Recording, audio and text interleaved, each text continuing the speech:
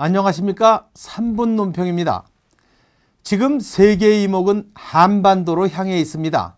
37년 철권 통치의 주역인 북한의 김정일 국방위원장이 강성대국 원년 선포를 보름 정도 앞두고 갑자기 사망했기 때문입니다.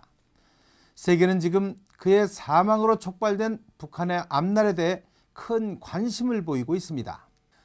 미국은 미국대로 접촉을 통해 대화 창구를 확보하고 중국은 지도부가 모두 조문에 나서는 등 북한과의 관계 선점에 공을 들이고 있습니다. 일본과 러시아 등 한반도 주변 강대국들도 북한의 일거수일투족에 크게 반응하고 있습니다. 이런 가운데 국내에서도 김정일 사망을 둘러싸고 정부의 정보 부재에 대한 책임론이 있는 등 김정일 사후 남북 문제에 대해 논란이 일고 있습니다. 한반도에서 일어나는 일에 대한민국이 주변국보다 먼저 주도적으로 역량을 발휘해야 한다는 주장입니다. 맞는 얘기입니다. 하지만 지금은 그에 대한 책임을 묻는 일보다 앞으로 남북관계 개선을 위해 지금 어떤 일을 해야 하는가 하는 고민이 우선이라고 봅니다.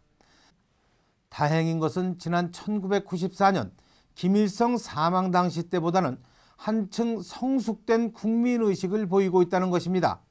막연한 불안감에 사재기를 하는 일도 없었고 그렇다고 조문을 둘러싸고 그때만큼 좌우가 대립하지도 않았습니다.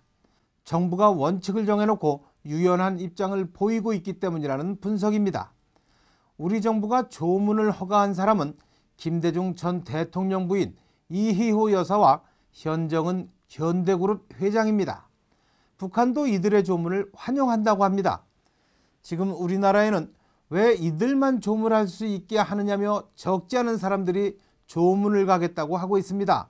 반면에 조문은 절대 안 된다며 오히려 축하할 일이라고 말하는 사람들도 적지 않습니다. 이명박 대통령도 급히 종교계 인사와 여야 정치 지도자들을 청와대로 초청해 조문 논란이 국론 분열로 이어지는 것을 경계하고 협조를 구했습니다. 이제 좀 더 성숙된 모습을 보여야 할 때입니다. 조문을 가고 안 가고 하는 문제로 우리 사회가 분열되는 일은 국익에 아무런 도움이 되지 못합니다. 오히려 국민들에게 불안감을 안겨줄 뿐입니다. 지금은 냉철한 가슴으로 남북관계 개선을 위한 방안 마련과 그동안 드러난 잘못된 정보 라인을 재정비하는 일에 총력을 기울여야 할 때입니다. 남북 문제는 감성적으로 접근해 그때그때 움직일 수 있는 일이 아닙니다. 한민족의 희망과 앞날이 걸린 중대한 일입니다. 66년간의 세습왕조 철권 통치를 이어온 북한이 또다시 3대 세습의 출발을 알렸습니다. 분단이라는 현실을 딛고 남과 북이 협력하고 교류하면서 한 민족으로 다시 손잡고 설 수 있는 길은 우리부터 하나가 되는 일입니다.